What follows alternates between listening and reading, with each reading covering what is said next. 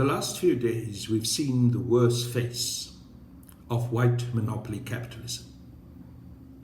When those who wanted cigarettes and tobacco-related products and alcohol unbanned failed in their callous attempts to do so, they started using the mainstream media, even in a more intensified way, to attack Dr. Nkosazana Dlamini Zuma and those cabinet ministers who support her. Evidently for them, it is not about the health of our people.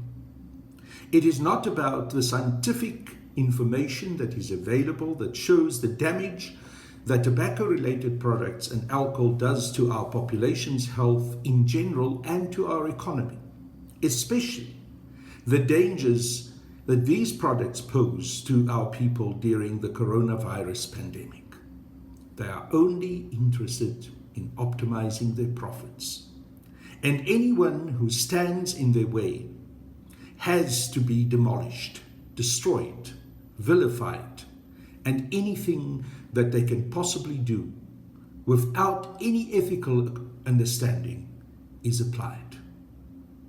This is what happened in the mainstream media during the last couple of days.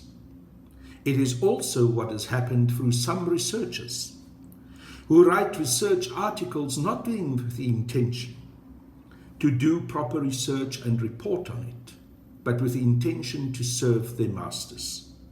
So, for example, there was an article by one Gareth van Onselen, who is from the South African Institute of Race Relations, and who creates the fallacious argument that Dr. Nkosazana Dlamini Zuma was in fact the person who laid the foundations for corruption more than 20 years ago. He uses the Sarafina II incident to come to this rather extraordinary conclusion. He misinterprets the reports that are presented to Parliament, and in fact, the manner in which Dr. Nkosazana Dlamini Zuma, who was then the Minister of Health, dealt with the report of the then Public Protector Selby Bakwa. None of the facts of the reality counts as long as the attack can prevail. I think it is very important for us as South Africans to now see this monster for what it is and to stand firm and take them on. During the last while, we've also seen that there are those within the African National Congress and even some within the top leadership of the ANC who seem to be in the service of these white monopoly capitalist monsters. People who sit in cabinet, who try to argue and work for the case of these businesses. But when they fail to prevail in their arguments, they then leak information out of those confidential meetings even before decisions are taken, and use those leaks to attack their fellow colleagues in the mainstream media. This is despicable. I think it is high time that President Ramaphosa and the senior members of the African National Congress put their foot down, that a proper investigation must be launched about who within cabinet are playing these dirty games and who within cabinet are evidently not seeing their service in cabinet to be there to serve the people of South Africa, but to be the servants and to be the agents of these white monopoly capitalist companies. It is 26 years later into our democracy.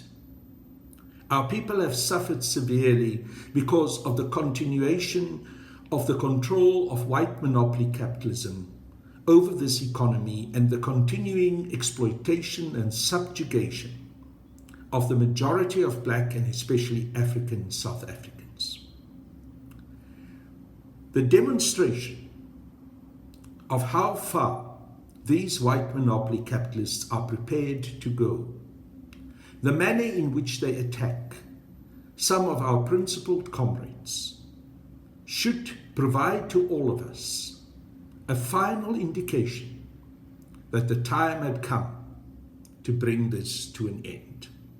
And the only way in which we can be able to bring it to an end is to act against them. To act in the overall interest, the national interest of our people. To implement truly radical economic transformation in our country. To move forward as fast and as determined as possible with the implementation of the pro-radical economic transformation resolutions that were taken at our 54th National Conference. We can no longer dilly-dally.